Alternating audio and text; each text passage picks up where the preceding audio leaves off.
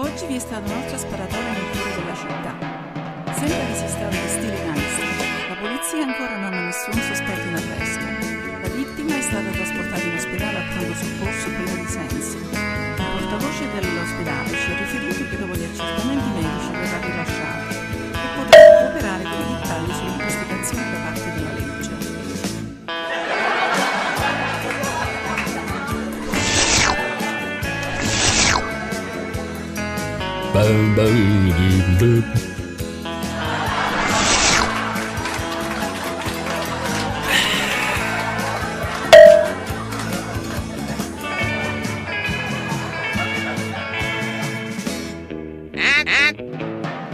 Oh.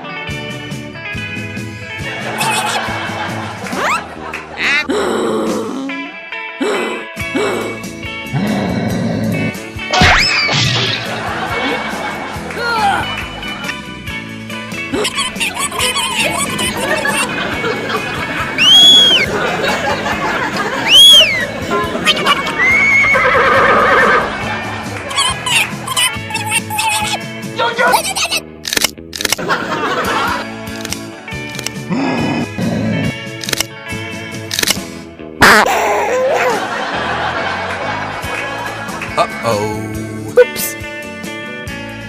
It's the paste.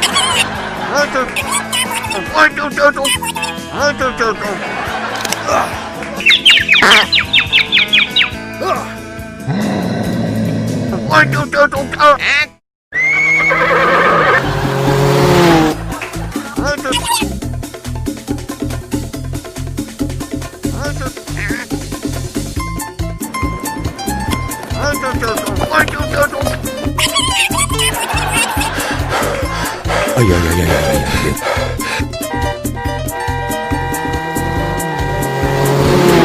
Mamma mia. Oh.